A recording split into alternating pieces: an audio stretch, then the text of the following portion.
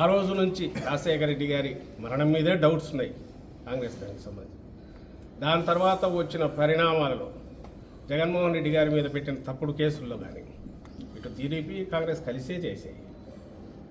అక్కడి నుంచి ఆ జర్నీలో కాంగ్రెస్తో ఇప్పుడు ఈయన తెర వెనుకో ఏదో ఒక రకంగా అయితే కాంటాక్ట్లో ఉంటున్నాడు.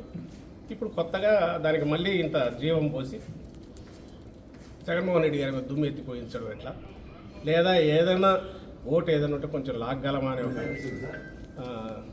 దింపుడు కళ్ళ ఆశతో ఈరోజు ఈ ప్రయత్నాలు చేస్తున్నారు. అంటే కాంగ్రెస్ షర్మిల కాంగ్రెస్లో చేరడం వెనుక టీడీపీ చంద్రబాబు హస్తం ఉందనా? ఖచ్చితంగా మొత్తం దాన్ని ఫెసిలిటేట్ చేసే దాంట్లో అది ఏ రకంగా డైరెక్ట్ వచ్చిందో కానీ మొత్తం మీద వచ్చి ఇది ఇట్లా జరిగితే ఆయన తనకేం కావాలనేది అందరి ద్వారా చేయించడానికి చేసే ప్రయత్నాల్లో అందులో తాజాగా ఇది కొత్తది. రోజున సజ్జల రామకృష్ణారెడ్డి గారు అధికారం కోల్పోతున్నాము అని చెప్పి భయపడిపోయి మళ్ళీ మరొకసారి కాంగ్రెస్ పార్టీ పైన విష ప్రచారం చేసే ప్రయత్నం చేస్తూ ఉన్నాడు.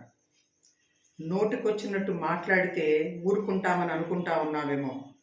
జగన్మోహన్ రెడ్డి అధికార దాహంతో ప్రజల మధ్యలోకి వచ్చి తప్పుడు ప్రచారాలు చేసి అబద్ధాలు చెప్పి రాజశేఖర్ రెడ్డి గారి మరణాన్ని వాడుకుని నిజంగా కాంగ్రెస్ పార్టీకి ప్రజలను దూరం చేశారు. ఆ రోజున నిజంగా మీకు అనుమానాలు ఉంటే అధికారంలోకి వచ్చిన తర్వాత 4.5 సంవత్సరాల నుంచి మీరేం పీకుతా ఉన్నారు, ఎందుకు విచారణ జరపలేదు అని చెప్పి ప్రశ్నిస్తూ ఉన్నాం.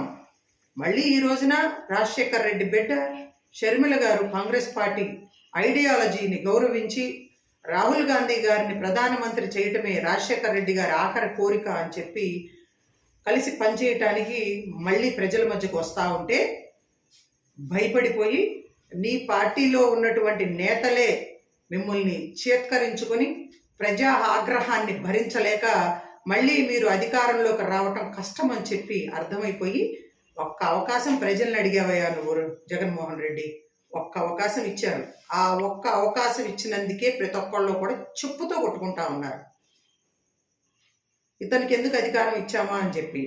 మరి అటువంటి పరిస్థితుల్లో ప్రజలు వ్యతిరేకిస్తూ ఉన్నారు మీ పరిపాలనని. మీ పార్టీ నాయకులందరూ కూడా నమ్మకం పోయింది మీ మీద అని బయటకు వచ్చేస్తూ ఉంటే మళ్ళీ ఇంకొకసారి కాంగ్రెస్ పార్టీని వాడుకునే ప్రయత్నం చేస్తూ ఉన్నారు మీరు.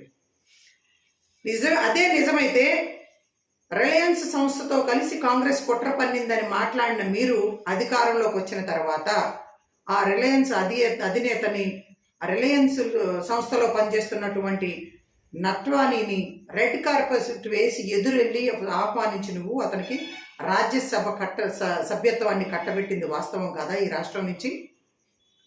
ఎందుకు ఇంకా సిగ్గుండాలి? నీ నోటికి వచ్చినట్టు ఇష్టం వచ్చినట్టు